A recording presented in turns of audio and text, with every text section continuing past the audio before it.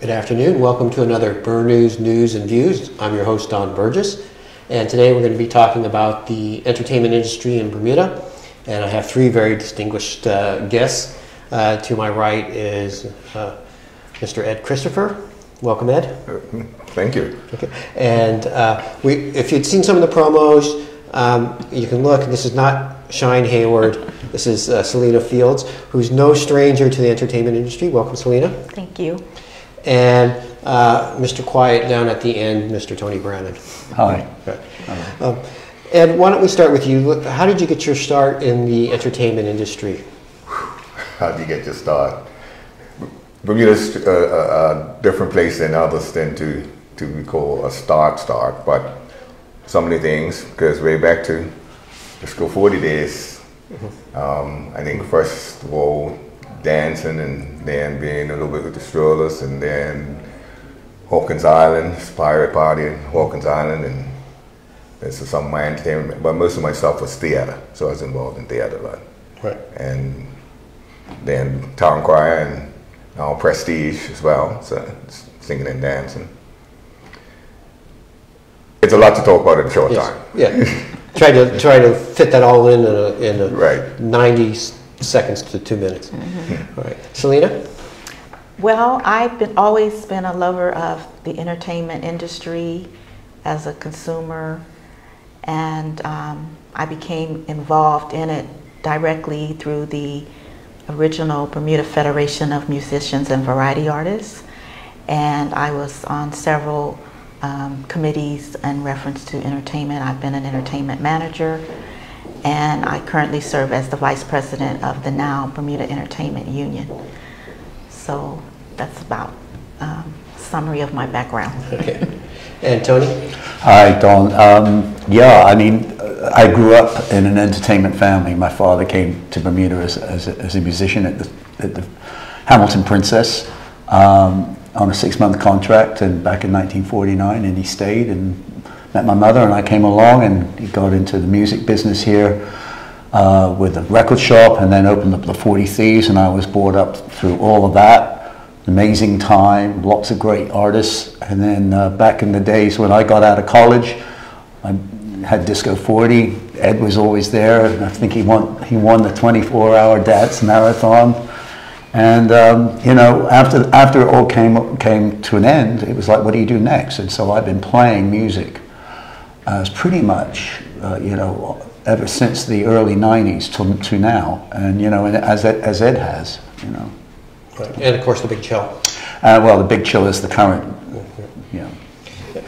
How do you think that the entertainment industry has changed in Bermuda, for good or for bad, since you first started? A lot of clubs and stuff have closed down.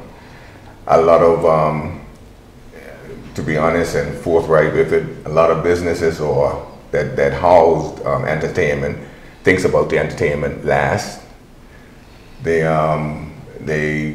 cornerize the area for entertainers in the sense that let's fill up the room with people first, and then we can stick an entertainer here in the corner. And that's how it's changed a lot. Whereas before you went into buildings, you can see where entertainment is being held, you can see a stage, you can see speakers about and stuff. Whereas today, you don't know if where the entertainment is going to be until it's set up that evening, because it's set up in a sense that we'll worry about how many bodies we get in there first, numbers, and then we think we can get 50 entertainment over in the corner. You know, I'd strongly agree with you on that, Ed. I mean, you know, from the days of when the Empire Room was the Southampton Princess, now the Fairmont Southampton, that was built almost 50 years ago, to what's happened to today, the days of the 40 Thieves and so on and so forth, places where people went and there were stages, and at that time, the state-of-the-art systems for the time were there. There is no longer anywhere in Bermuda where there is any state-of-the-art anything in any of the hotels here. And you know, especially the larger ones, where you would think, well, you know, all the cruise ships that come here, I can tell you this, that they all have state-of-the-art facilities. They have state-of-the-art video, sound, lighting, all computerized and everything. There's nowhere in Bermuda that has that today. And I really think it's time to step up the game. I mean, one of the things that happened in the latest PLP budget, which I think is fantastic, is that they extended the tax concessions to the hotels for another 5 years. So I would say, and I think you would probably agree with me, guys, that, you know, if they got 5-year extension on no tax for bringing in equipment, now's the time to step up into the 21st century. They're all using 20th century gear, mostly. There are some places that do it right. The Lorraine has a good sound system at the Lorraine. Elba Beach spent some money on speakers last year. But Ed's right. There are too many places that say, when the band shows up, say, see that corner over there? Right. That's where we want you. So when a resort builds a swimming pool and builds a tennis court and builds a golf course and builds fine restaurants, they all make sure that they're all right, you know, they're done well. So why don't we do entertainment well? That's what I would like to see. I think now's the time to say, this is not an attack on anybody. This is just a push to say, guys, come on, it's time to step up the game. Yeah, so Right. you're saying like the Lorenz, one place that's, you know, that recently opened and then... Well, the good thing about the Lorraine is that when you go down there, you take your mixer, but you plug it, they have the speakers there, they're all installed, you know? I mean, even the Hamilton Princess, you know, when they do the stuff down at the dock in the summer, they supply a good sound system. But as far as going into a room now, I mean, you're putting bands on the edge of lobbies, or you're putting, you know, and then, or you go into a room and it's like, well, do you have any lights for us tonight? Or do you have, you know, what's the sound system like if you're in a big room? We'll bring your own, or whatever it is. I mean, if you rent a place, and I would say, you know, when we used to have the 40 Thieves, all the bands that came to us, they came in with their guitars and their keyboards. Everything else was there for them. The sound system, the mixing boards, the mixers, the lights, the video screens, all of that was there. And it was just what you did. You provided it. You didn't upsell it, and you didn't upcharge, and you didn't, you know, charge a fortune for rentals and all that sort of stuff. It was there. That's what you provide. That's what you do. If you're going to be in the entertainment business, you do it right. Right. And I'd like to echo what Tony said about the government making the concessions for the hotels. And just to add to that, they've also relieved the entertainers of the payroll tax as well. So I think that's excellent. I certainly applaud the government for that. Yeah, Paul and Wayne Furbit especially, because Wayne Furbit was instrumental, wasn't he? Yes, definitely, junior minister. And I think with that said, we need to see, as Tony said, the establishment stepping up. The entertainers are doing their part. They're doing the best they can to improve their craft with the resources that they have. But we need to see that there really is an investment in Bermuda entertainment. And we've been saying this for years. I mean, I've been here almost 30 years and invested in the entertainment industry, probably 25 of my 30 years. And I've seen some improvement, but there's just so much more I'd like to see in terms of,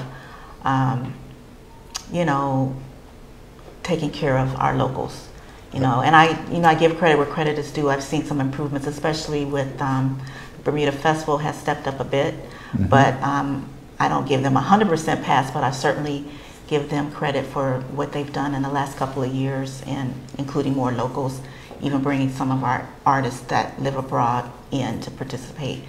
But having said that, I think that as one of the larger entities that brings entertainment in, they have to be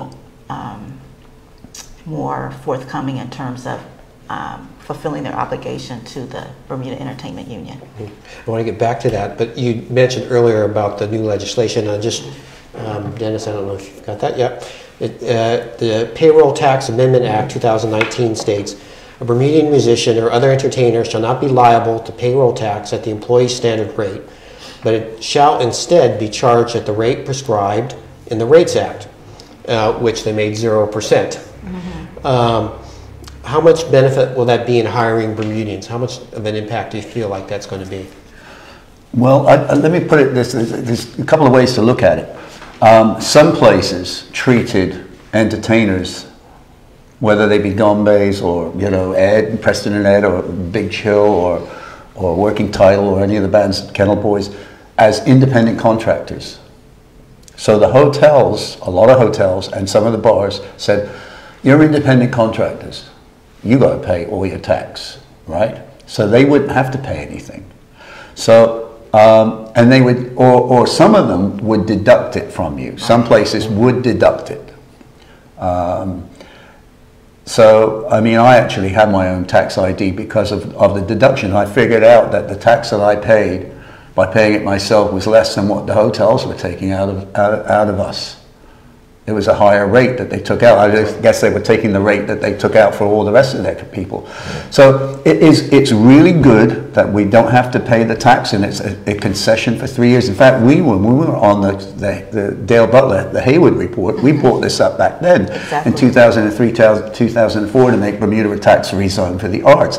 We've been pushing this for years. We pushed it with the PLP, we pushed it with the OBA, we pushed it with the BTA.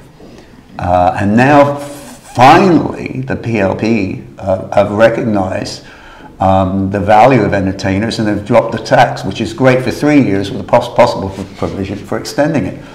But I come back to the overall package. If the hotels have got another 5-year extension on paying tax on any equipment they bring in, and there's no tax on their behalf for the entertainers, now's the time to spend and do it right, I think. And I hope that this situation. Now, the other thing that could be is that, you know, the government could say, well, we'll give you the 5-year extension providing you do these things. I mean, that's one way to get them to move. And I haven't. So just slightly change the way that's worded. Yeah, I suggested it to Minister Furter. You know, I said, you know, well, if no one's going to do anything, maybe you could say, well, if you want a 5-year extension, you've got to at least improve your investment in the entertainment industry. That's one way of.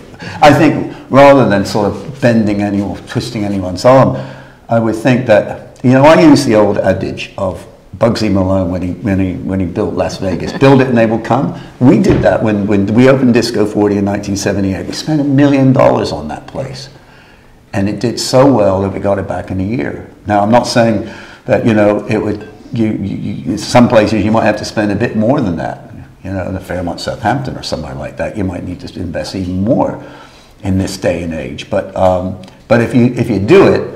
I think if you put a wow product in, you're going to get a wow response, right? Would you say, guys? I agree with that. And I think we also need to recognize that our local clubs are making an extraordinary effort to bring entertainment in their venues. And I give credit to the Community and Cultural Affairs Department for what they're doing and hiring local entertainers to perform in these clubs, such as Ward Workman's, the St. George's Cricket Club, and other venues around the island. Even some of the local establishments, like I believe the Grand at one point had local entertainment in there. So those types of things are positive, and I'd like to see that happening even more. And when we're talking about entertainment, we're talking more than musicians. We're talking DJs, comedians, spoken word. Yeah. Well, do you think this legislation will actually have a push for the places that are hiring non-Bermudians to hire Bermudians instead? Well, what do you think? Let me just jump in real quick. I think there's so much talent on this island that, you know, there are places in town, there are some bars in town that could certainly, and some of them have. Yes. I mean, the Hot Penny switched over to locals. I'm not sure what Pickled Onion are doing this year, but there's a lot of local bands starting to be used. I think a new location. Doghouse is using local entertainment. It's happening. You know, we've got it, and so it's good. It's good that the guys are working, and there's not to say that there isn't a call for the right time for bringing in specialty stuff. I mean, by the way, the foreign entertainers coming in here, there's no tax break for them. You know, so it's only for the locals. But well, yeah, which is why I asked whether or not this is going to be a push to get more locals hired. I mean, if you're a business and you can hire somebody with 0% payroll taxes. Right. Well, because the hotels are responsible for the foreign entertainers' taxes, or any promoter is. Right. Yeah. They have to pay 100% of it. So, so it would be an incentive to hire. And I would like to think that, you know, it would see more you know, more local entertainers starting to come out and be hired. I would like to think that this incentive will aid to that. Can you think of somebody who's very talented, or you think is very talented, that's maybe being unemployed or underemployed? Well, I guess would be a better word, underemployed, in our society. Well, I know, you know, friends of mine that are in the industry are, you know, used to being able to work at least 4 or 5 nights a week, and now they're fortunate if they can get 3 nights. So, you know, I think of bands like Hindsight. I just think they do a phenomenal job, and they should be working every night. They really should be. And there's other entertainers, Shine Haywood, of course. I know he has probably 2 or 3 nights, but he should be working every night.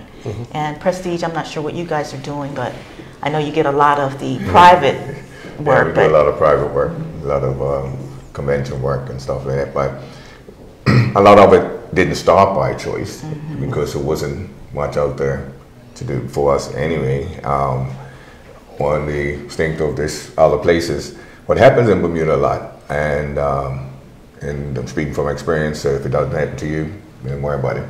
But what happens in Bermuda a lot is that they come to you and ask you your price and stuff, and then they want to talk you down, try to talk you down, and it happens a lot. And that's what sort of took us out of the field of that area, because what people don't realize is that what you're paying for is not just, especially in today's, the way how things are today, we have to bring your own song. You're not paying for a song person. You're not paying for equipment and stuff like that.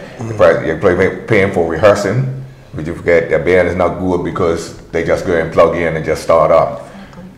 You know, those things, that's all included in the price. And so when you try to talk down and think, if anybody out there that's a promoter or anything, if you can go to our electrolyte company and tell us to give us a break on our deals, we'll give you a break on the prices.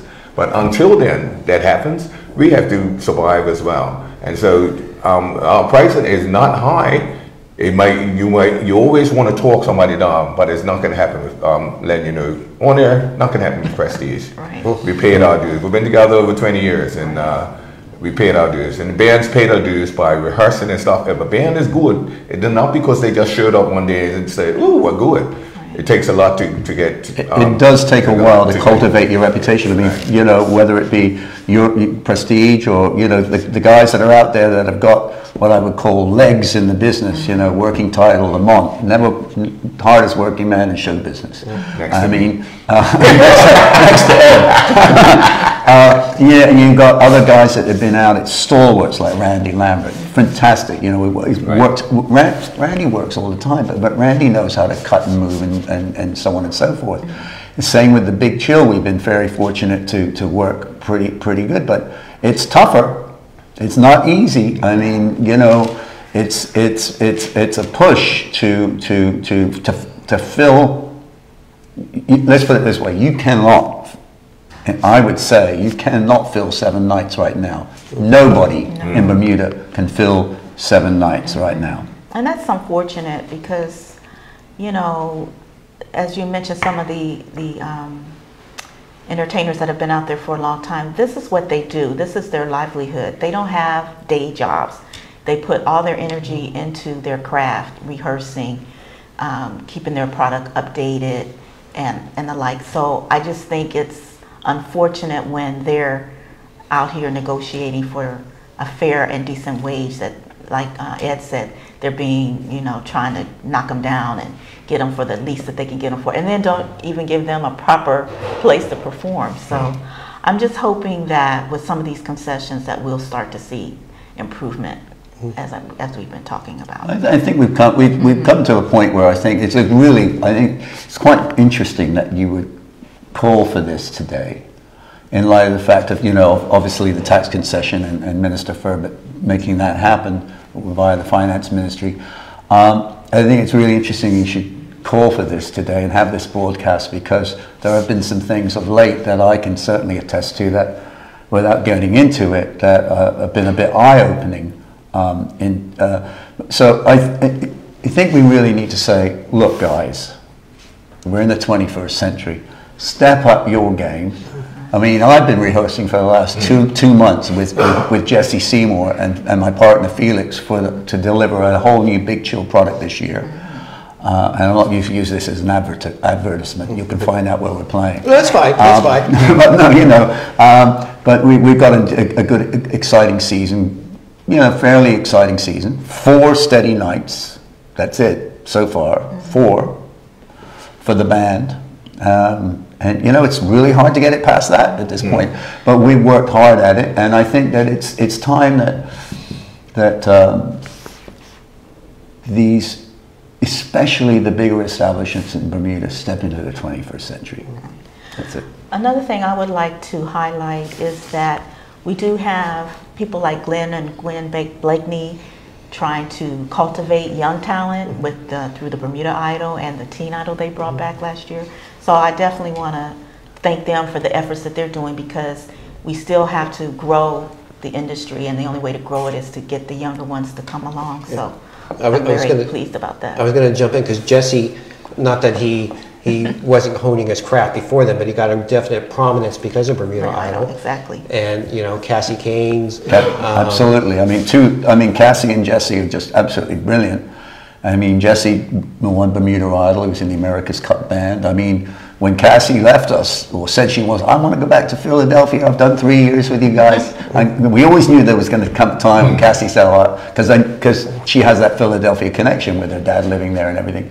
So we go like, what are we going to do now? What are we going to do now? And she basically handpicked her successor. She said, Tony, there's only one person that you should get. And so, I mean, there were obviously other singers in Bermuda, but she recommended Jesse, and what a fantastic guy he is. And let me tell you, there's no one that I have worked with in all the years that I've worked in Bermuda with local singers that works as hard as he does, who comes prepared, knows his stuff, comes in and says to the old guys, Felix and me, and goes like, by the way, guys, you know, your harmonies aren't up to scratch. You know, I'm going to have to take you through this. We're going to spend more time. You two have to up your game. I mean, this is what you want. And he's 28 years old. He's like getting us to step up our game. Right, that's what it's all about. Yeah. We would be remiss, I think, if we didn't mention Dale Butler and the contributions he's made to the industry over the years. I mean, when he was the Minister of Culture, he, you know, requested that report that he commissioned Stuart Hayward to do with, and thanks to Stuart as well. So we have to remember where we came from, so that we can get to where we want to go. And Dale certainly has been an advocate for entertainment in Bermuda. Yeah, I think he's delighted. I know he's spoken to me. Well, we were together yesterday. Dale's delighted that you know, that the minister, Junior Minister Wayne Furbett, that made this happen for musicians, the employment tax concession. And you know, as I say, you know, now's the time to really do it. I mean, we've got employment tax concession. We've got the Hotels Concession Act going for another 5 years. And I just hope to see some improvements. Yeah. Part of the thing is, I was going to mention the Bermuda Idol, because how important is that to help foster this new young talent coming through? Well, as I said, I just think it's awesome that the Blakeneys have been doing this for, I think it's 10 years now, and revitalizing the Teen Idol as well, because it gives the younger ones a chance to compete with people of their age bracket where they have a chance to win. And you know, I've judged the Idol competition for about 3 or 4 years, and I just see it growing year over year. The winner this year was absolutely fabulous. And plug, who was the winner? I'm sorry, I can't remember her name right now. You asked me too quick, and I should have wrote that down last night. But she was fabulous, and you know, the talent overall was just fabulous. It was fabulous, and so I say that because we do need the youth to be groomed and brought along so that they can take over, because Tony and Ed aren't going to be around forever. No, that's for sure. Taking all the vitamins I can to stay alive. Just one little thing about, you know, when people come along and say, look, I got a kid that's really good or whatever, would you give him a chance or would you give him a shot? And I never forget when Joy Barnum was with the Big Chill. Our first year was with Joy. She was great. And then we decided, I forget what happened, and Joy wanted to do something else, and then so we were looking for a singer, and I'd already been turned on to Cassie Keynes, because when we did the John Lennon thing in the Botanical Gardens, Cassie's mum, Tina Evans Keynes, called me up to say, my daughter can sing, blah, blah, blah. And we put her on that Lennon record. She sang I'm Losing You by John Lennon. And then when she sang at that first Peace concert, she blew everybody away. So she was already on my radar. So when Joy left the Big Chill, it was like, Cassie Keynes, where are you? And so that's how that happened. But, I do get parents coming up and saying, my kid's really good. Do you get that too, don't you guys? Yeah. Another thing, on another note, and in the same area, is that what Bermuda is also missing on it, it's a cultural center, cultural entertainment center. Because then you will have an avenue where entertainers, singers, whatever, musicians, an area that's cultivated them, that you can go and see them even during the cultivation, or even during rehearsals, when they go to rehearsal rooms and stuff. And I could talk about that a lot, because my son, my eldest son, who is an opera singer, that's how he got discovered as an opera singer. And he was just doing musical theater. And in a rehearsal room, somebody walking by hearing him sing said that could be a voice for opera. And he's now an opera entertainer, traveling the world singing opera and doing things now. And so a cultural center, whereas that's easy access for any type of performer, because that's what we all are, performers, that can be embraced and then cultivated and then sent out in Bermuda. Right. I know one of the many plans for the harborfront had like a big performing area out on the harbor with the natural acoustics from the water. Or are you talking something like a performing center, or more of a cultivating center? Whereas, yes, you might have a performing room, major performing room, but maybe upstairs have some piano rooms where people can go in and do exercises. They can go in. The drummer can go into a room and then practice his drum skills. There's in a soundproof room and stuff like that. Singers can go into rooms and warm up and stuff like that. The cultural center, not just a performance area, but an area that you can cultivate your area, or grow on. So if you're in there, somebody professional comes around and maybe you should try this area, because it's all happening in the same area. Mm-hmm. And I think that it's like a garden. You don't just throw a flower in the building and say there's a flower, there's a flower, there's a flower. You grow it in a garden, and then you groom it in that garden to make it beautiful. And I think that's what we need, is a garden area of entertainment. Yeah. The Finance Minister, Curtis Dickinson, introducing the Payroll Act, he said entertainment plays a very important role in the culture and development of Bermuda. Just sort of like exactly it. I was looking at that area that they're tearing down right now. There's a nice big spot getting down right now, the old Canadian Big Hotel. Kind of stuff. Big area. Big stage down below, big showroom down below, and upstairs, each different floors. Ballet on top floor, another floor music, another floor, even our MCs. Right. The Hayward report listed 51 solutions. I think that number is correct. 51 to problems in the entertainment industry. From that report, what do you guys have? Selena, obviously you're very familiar with it, and Tony, I don't know about Ed, but what have you seen implemented from that? Well, not all 51, certainly. No, and I would say that I'm a little cynical when it comes to reports, because there was a report before the Hayward report, which was under Sir John Swan. It was called the Commission on Competitiveness, which involved several different areas of Bermuda, but there was one that was focused on entertainment, and John White was the chair of that. A lot of the recommendations which were made in the Committee on Competitiveness under the entertainment umbrella came up again in the Hayward report. So they came up, 20 years before. Then they came up in the Hayward Report. The Hayward Report is now heading for 15 years, being 15 years old report. It was a report. And so you're asking what's happened since that report? I mean, what's happened since? Well, the Entertainment Union has certainly tried to improve our product. We have a website now, the Bermuda Entertainment Union. Free plug. What's the website? The Bermuda Entertainment Union.com. .com. Okay. Yes. And if I remember correctly, it's got pictures of everybody up that you can hire in the different fields, the Yes. DJs, the speakers. Yes, yes.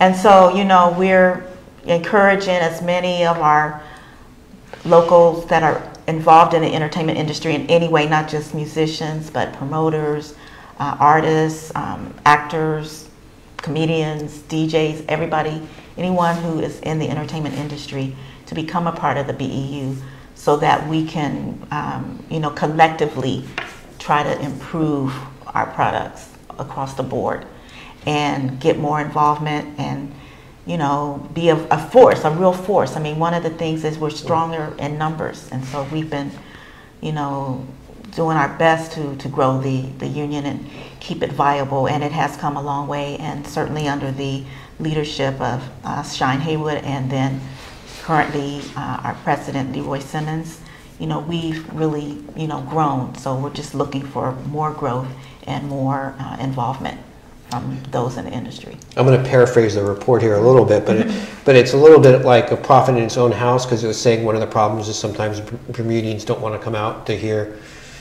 the big chill 5 times in a year or 10 times in a year. Not that you're not wonderful or anything. Listen, let me tell you, I mean, familiarity does breed contempt. I get that. It's like when I go to Barbados, and my friend Biggie Irie, who's a great singer, when he comes up here, everybody goes, "Oh, it's great, Biggie's up," or whatever. But down in Barbados, people go, "Man, I'm going to see Biggie Irie tonight. I've seen Biggie Irie 1,000,000 times." So you get a little bit of that. I think that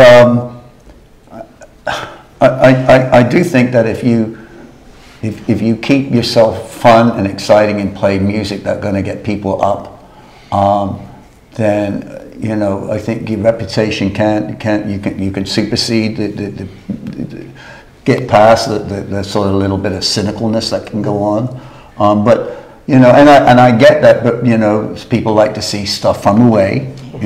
I get that. We all do. I mean, we all learned and got better because we saw stuff from away. I mean, I remember when people would come to 40 Thieves when I was a young boy. I would sit there, I'd never forget King Curtis and the Kingpins coming to the 40 Thieves in 1969 or 1970. It was shortly before King was stabbed to death in New York, but he had a guitar player called Cornell Dupree with him who was fantastic. And I remember I asked Cornell Dupree to show me the lick to Memphis Soul Stew. And I was like, and I went home and I practiced it and practiced it and practiced it and practiced it, but I learned from him. Because he was here and I saw him firsthand and I was inspired and I was going like, wow, this is cool. I think people do get inspired. It's like even with teachers in school. If you get a good teacher in like a Bermuda School of Music, a good teacher will inspire a kid to play his violin, right? And all that. But on the same note, you say every time you have somebody that says that, you have other people ask you, well, why aren't you playing somewhere? So on that note, and then in Bermuda, which is different, is that Bermudians have so many people coming down to visit them, and they want to bring them out, and it's something they like, whether they see it twice or the whole time that they're here, they're going to want to go and take them because they want their people to have a good time. They're not going to want to take them somewhere that they don't have a good time. So yeah, they might say it cynically, oh, there's guys there every night. But the minute they get somebody that's coming in, and Bermudians, we have people coming, family, friends coming in every other week almost, or people that are on the island that you meet, they're saying where to go, where to go, where to go. Then they'll tell them whether they go or not and join them or not. But it's a whole different vibe in that respect. You'll get that the cynical ones over here, but I bet you'll hear more of the plus than we do the cynical. Yet we thrive on this is what 200 people out of 65,000 seeing. And so if we stay and say, well, we're doing this, or we're not going to do it because some people are going to call it cynical, Then we'll play it into their pocket. And then there's people that say, oh, nothing's happening in Bermuda, that are sitting here by themselves watching TV. While everybody else is coming in the next day and saying, oh, we had a great time last night doing this, and they're sitting back with nothing to say because they're over. Go ahead. Another thing that I see that has improved since Stewart's report has come out is that a lot of the entertainers are taking ownership and responsibility for promoting themselves. They're having their own shows. Like, for instance, Najanja's been doing comedy shows for years. I think he's got one coming up. Last weekend, Candace Ferber came in from the UK and had a 2-night show showcasing her talents that she's honed in while she's been away. And Hindsight's been putting on shows at Spin a Wheel recently. So we're seeing a lot more resurgence of entertainers taking, you know, the bull by the horn and putting on their own showcases. And I think the more we see of that, the more we're going to see a demand for and people are making use of social media, right? I mean, people have got Instagram accounts, Facebook accounts, Facebook pages, and Twittering and so on and so forth. I mean, I've been doing that and building up my following and building up the, you know, for the Big Chill, and, you know, and band members take their place within it. I mean, Jesse tweets, or Jesse Instagrams, or Felix Instagrams, and that's how you get your word out. Because, and it's really quite. I mean, obviously, everyone's is bombarded with stuff all the time. So it's like, you know, it's like coming in and coming in. But if you're not out there throwing your stuff back out, I mean, at least every once in a while you're going to catch some eyeballs, and people are going to go, oh, that's right, they're there, or Prestige are here, or this one's there, or whatever. And so you've got to be in that game, because, you know, musicians certainly can't afford to go do radio spots and put ads on in newspapers. I mean, the whole new way of media now is social media, and that's how you get your stuff out. And I really think we're seeing a lot of our artists locally that are venturing out there, creating their own products, their own CDs. I'd heard a young girl, local young girl, I have to put this plug in because she's like a niece to me, Simone Weller, has a new hit out called I Can't Wait for Summertime, and it's beautiful. It's so professionally done. And then Daddy Yella with his Don't Take My Spot, you know.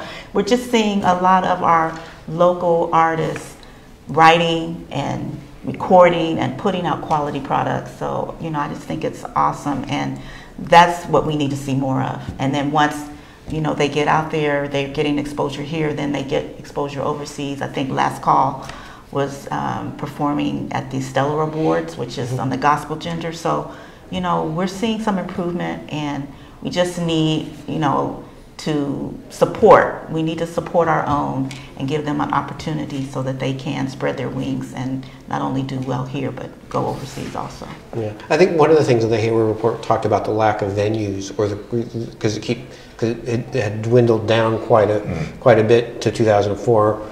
And from 2004 to 2019, I don't know if it's improved very much besides the Loren, but. Well, you've got the Loren, you've got the Doghouse that's opened up.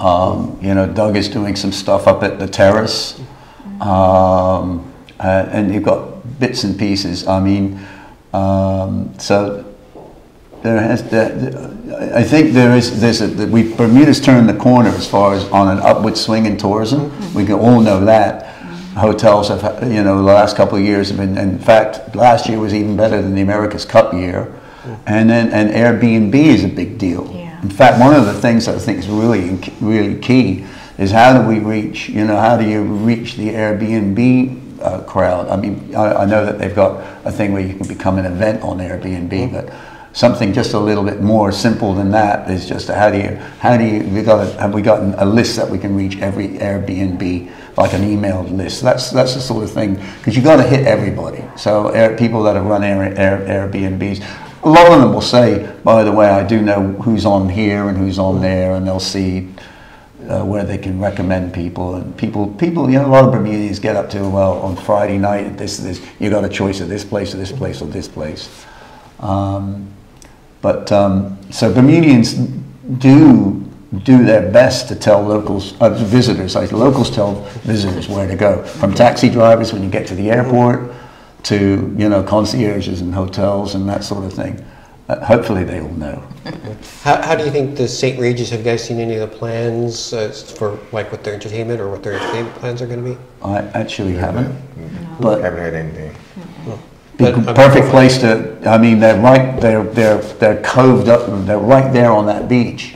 Great place for outdoor entertainment. Yeah, they used to have a lot of old entertainment on there before. Yeah. They used to have those beach parties on there. So hopefully somebody in St. George that's involved. I mean, I know that this year, I mean, a couple of things that I know are happening. I know that Elva Beach are doing a beach party on Fridays with Lamont and Working Title. Hamilton Princess are doing Friday nights with Big Chill.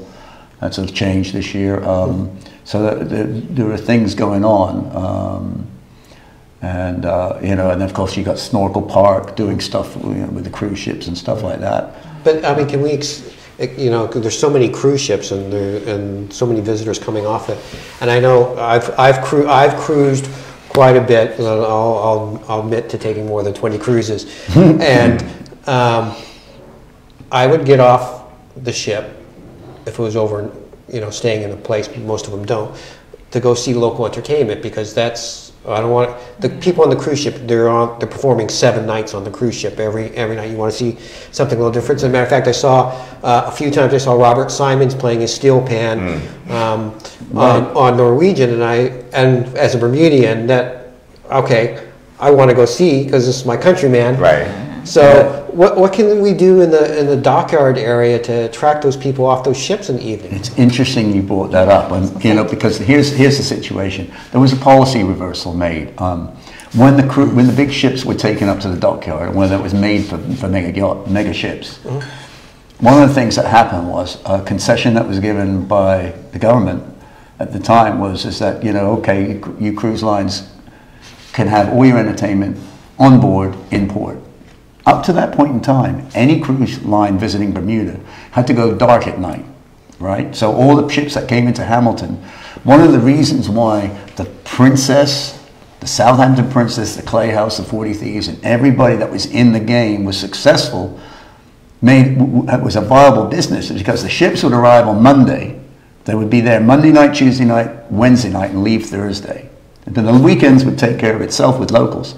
We had packed clubs because the cruise ships couldn't have their shows on in port, and so you had 1,000 on this boat, 1,000 on that boat. So Choi Ming would get 200, Fairmont Southampton would get 300, 40 Thieves would get a couple hundred, and everybody made out when that policy was in place. Once that policy was reversed, and of course, who can blame the cruise ships? I mean, they've built these massive big things. They've got 2,000, 3,000, 4,000 on them. And they've got all this entertainment. So they said, well, you know, now they can have entertainment on in port. Is there a cutoff time that they can start? They can have it all day? All day, all night. Oh, so I thought there was like... No, there's no cutoff time. There's no cutoff time. So here's what I think would be a fair situation, and I mentioned this to Junior Minister Furbett the other day. And look, this policy of where we got it reversed, so that they can have all the entertainment they want. Since most of these mega ships are in for 2 nights, let's a little compromise here. Why don't one of the nights go dark? So that each ship, you know, is like we're going to send people off the ships to see what's on in dockyard. And maybe that would help inspire and reignite investment in some place like, you know, the Fairmont Southampton that used to traditionally do business with cruise ships. Maybe that would get business back in for them, and people could be able to be taken in buses to see the show, a great show again, that kind of thing. But it's never gonna happen if the ships are allowed to just have what they want on in port, right? And of course when the casinos thing happened, and now they've got casinos allowed on in port. I mean, you know, these ships basically, they're a business unto themselves. I mean, they get off during the day and they'll go on a glass bottom boat trip, and they might go see Crystal Cays, run down Horseshoe Bay. But when it comes to nighttime, they go, gee, honey, I'm back on the boat. They're feeding us. It's included. The food's included. And they got a show on. What do I want to get off for? So we kind of cut our nose off to spite our face. And I mean, at one point they did allow our local entertainers to go on the ship and perform. I know you were a part of that at one time, Ed. Maybe they should bring that back as well, make that a requirement. Yeah, because part of the thing too is I have, because cruising so much, I have friends who work on the cruise ships, and I know a couple of them used to love coming to Bermuda because for them that was a night off. They didn't have to do the entertainment, or they didn't have to go work in the casino, and it was a little, you know, rather than be seven days a week for themselves, they could have a few days off and relax a bit. And it was a good for Bermuda as well, because then it's the ones people that worked on the ship, they had that day off and went out all the time, that evening off, and saw local entertainment. Who do you think they're going to tell when the next group of people gets on that ship? Oh, when you go to Bermuda, you got to go to this place, you got to go to that place. And that's a good thing, but if they have to work, they're not going to see any local places to go to. Right. And be a part of. Yeah, part of the thing too is like, especially like in the cruise ship industry, you know, one of the differences for Bermuda is like you're here rather, you know, overnight rather than going, because when you go to the other islands, you're there, you're not really seeing any entertainment. You don't get a chance to because you're there for 8 hours or 5 hours or 7, whatever the case may be. Right. But here you can get off the ship at least if it was promoted, so people can go see our local entertainment. And you know, the other thing that it brings to mind is last year the Big Show were hired a handful of times to do dockyard nights for Wedco. Well, it was really embarrassing because we'd be up at Wedco, the stage, you know, they'd hire a sound system, they'd hire maybe some gombes, and they'd hire a DJ, and they'd hire an MC or something. And we'd sit there and play to one empty green field. Maybe we're lucky if there were 20 or 25 people. So I'm going like, what's the point of that? Spending money on that if we're paying to nobody. Of course there's going to be nobody there if you're allowed to have your entertainment on board. It's never going to happen. So it's kind of, I think that policy needs to be revisited. I mean, you cannot expect to put on dockyard nights and expect a crowd if the crowd is already locked in to their cruise ship. Yeah. I mean, at least Wedco was trying to They were trying, and I give them credit for trying, but the thing about it is, you know, when something's successful, it brings the locals out too.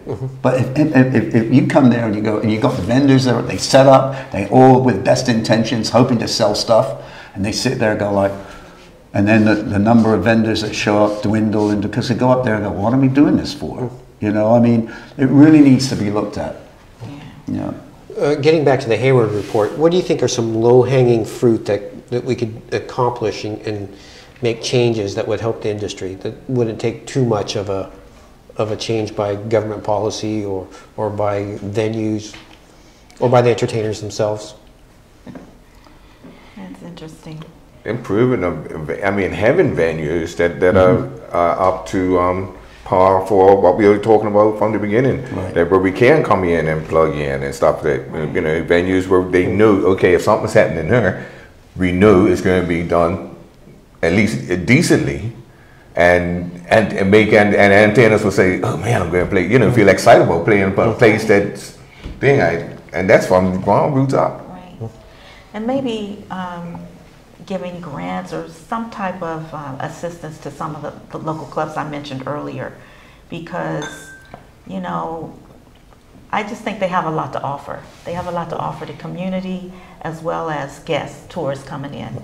So if there can be some thought given to that, I think that would help, and I believe that was part of the report too. And on that note, that would also piggyback some of these clubs that are having problems and stuff. If they could have a decent area for entertainment, and decent entertainment, you're bringing in people that are different clientele to see this entertainment.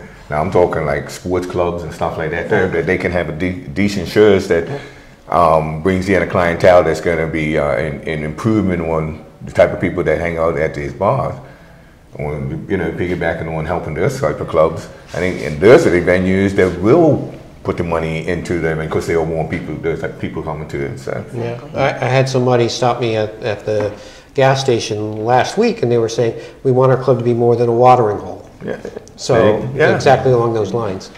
And I think another good friend of mine, another musician, sent me an email earlier this week, and he said, you know, we need somebody to champion. Somebody needs to start the ball rolling. In other words, somebody comes along and really blows everybody away with an incredible setup. Other people are going to go like, well, I better at least kind of try and match this, you know. So I think, you know, I remember back in the disco days of 1978, 79, every club in New York was like trying to outdo the next one. It was Studio 54 and it was Xenon, it was this, and everyone was trying to put a bigger sound system, a better sound system, be more outrageous. To keep, and, you know, and it's fickle business because you keep the crowd for so long and that's it. But I just think somebody, I think, to me, I think I know who the obvious player or players should be to step the game up, and I just hope that maybe they hear it. Yeah. What does the role of the BTA have in all of this? How have they helped or not helped, or? Well, I mean, I actually am very personally, I think the BTA have done a good job. I will tell you one thing, what the BTA did try to do was we went in to, when the OBA were in power, they went in, Pat Philip Farron went into the Finance Minister, Bob Richards, about this tax concession situation to them, and they wouldn't take it on. So once again, I thank the Progressive Labour Party for doing it. Finally, somebody's done it, and you guys have done it, so thank you. I think the BTA has been helpful. They've been helpful. They probably could do a little bit more, but I know Pat certainly. We got a new guy. We got a new guy. Yeah, Glenn.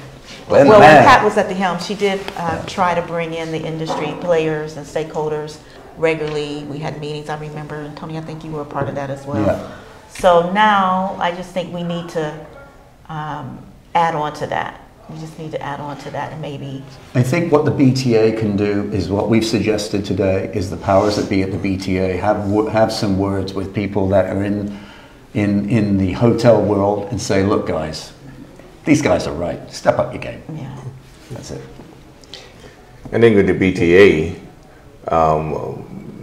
it's a different kind of fish than what we're looking at, because I think the BTA wants you to bring your thoughts to them, you know, bring a plan to them that they can get behind, more than them being involved in doing things. Our thing will be is that if we came to them with a plan of saying, we're going to be one, this is what it will cost to do a certain one club to get it started, so that we can get other clubs involved, and I think they will be involved in it. That's where they get in. I think that's where their role comes into.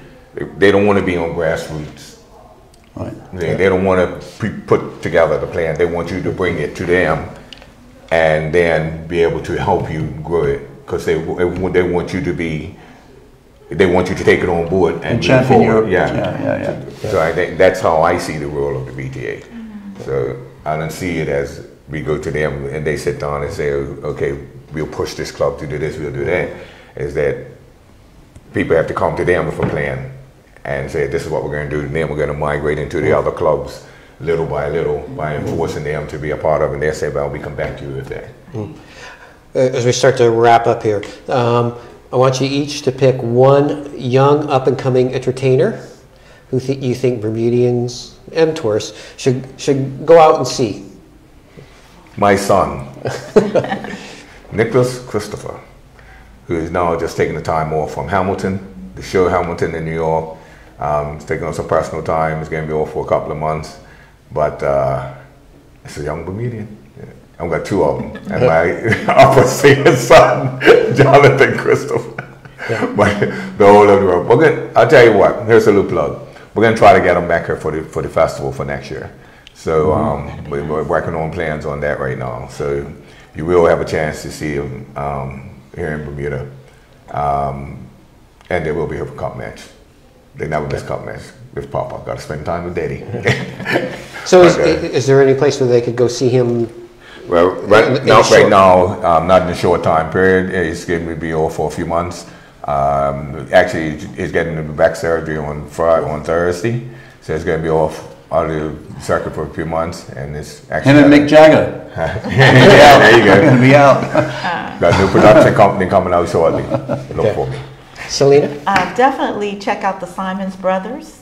If they are playing anywhere, they are a fabulous young trio of brothers, and they play live instruments, and they are just awesome. And of course, if our new Bermuda idol, and please forgive me, I can't call her name right now, is performing anywhere, she's excellent as well. Yeah, and the Simon Brothers have been around for a few years, and they're honing their craft. And and you can getting see, better and better. Yeah, you can see where they were 3 years ago to where they are now, and that's part of the process. You know, they'll be at the World Triathlon opening on what's that, Wednesday 25th. So 24th, I think. 24th, the Wednesday night, but Wednesday night. Yes, it's 24th. 24th, okay. Well, how come about 25th on May? Totally. Because I'm opening it. Anyway, so they will be at the being on Front Street that night. Okay, Tony. Well, you know, I'm going to just be a little self-serving here. You know, I've had the pleasure of working for 1 year with the amazing Jesse Seymour, and I can't tell you, if you have not seen him yet, you got to see him. Just on Saturday night, the Bermuda National Trust, we're having an event at the Fairmont Southampton, and Bill Zool sent me a very nice note saying that he could not believe how great Jesse Seymour was, what a great vocalist he was. So if you haven't seen him, you know, BigChill.com, we got all the dates there. Yeah, he's not just a singer; he's an entertainer out on He's the a stage. singer and an entertainer, and he's grown in stature and grown in confidence, and he's now the girls really like him. That always helps. That helps. Okay, last chance. I'm going to give you a chance to plug where you're playing. So we'll start with Tony. This year we're playing Wednesday night at the Terrace, Thursday night at Rum Bum Beach Bar, and Felix, I'm doing that with Jesse, and Felix is at the Lorraine as a DJ. Friday night with the Hamilton Princess from 5 to 9, taking over the dock there, and we're going to rock that place, and Goslings are on board with some liquor deals. Saturday night, we switch it around. We swap nights with our very good friends down at the Lido Complex at Seabreeze. So we're there on Saturday nights. And so that's the 4 nights that we've got. Oh, by the way, and on Tuesday, I'm doing a solo at Coconuts at the Reefs for a couple hours on a Tuesday night. Okay. Selena? Well, I'm not performing, but I'm certainly here to encourage everyone to come out to a tribute show that the Entertainment Union is putting on for our president, Brother Leroy Simmons. It's going to be on next Sunday, the 14th of April, from 3 until, we said 3 until 5:30, but I have a feeling we're going to go 3 until, at the Spinning Wheel Complex. So we have Hindsight, Shine, we have Sheila Smith, Tony Robinson, Last Call, Aisha Trott, just a number of our local artists that will be performing and doing tribute to Brother Leroy. The unions will be coming out. We're hoping that our premier will be able to make it. Our cultural affairs minister, Levita Fogo, will be there. So we're just hoping that the community will come and pay tribute to Leroy, who has given so much to our industry over the years, and let him smell his roses. And that's April 14th. April 14th. At the Spinning Wheel. At the Spinning Wheel, starting at 3 p.m. Ed? Prestige is not playing anywhere weekly, any special spots. We are doing right now conventions and a lot of private parties, but we will be involved in some of the local stuff, like maybe Harbor Nights. Harbor Night here and there. City of Hamilton, they have Sunday nights, Sunday things going on. So we will be involved in a lot of the things. And then, of course, Food Festival that's been put on by the City of Hamilton and BTA. So we'll be around. We'll keep you abreast of anything. There are some things in the works that obviously we can't talk about right now because contracts are not signed. Non-disclosure agreement so far. It was mentioned earlier, Nadanja has a show on April the 6th, comedy special. He's got several guests for that, and that's up at the Receipt and James Auditorium. So if you like a good laugh, I'm sure Nadanja and his cast won't disappoint at all. I want to thank our guests today. Mr. Ed Christopher. Thank you. It was great being aboard. Thanks for inviting me. You're welcome. Selena. Well, Thank you. Fields, Thank yes. you. And Tony Brennan. Thank you so much. I'm Don Burgess. I hope you've had an interesting chance to learn a few things today about the entertainment industry. Come out, support a local artist. It's up to everyone here to help make sure we keep this part of our culture alive. And even the young ones like the Simons Brothers or some of the other people that are up and coming, don't be so critical. They're learning. They'll get better. I'm sure all three of our panelists will tell you that they weren't as polished as they were 30 or 40 years ago. There probably are stories that you guys could tell, and maybe we should have gotten into those. Let's not talk about that. But I hope you have a Bermuda-ful afternoon, and thank you for watching News and Views.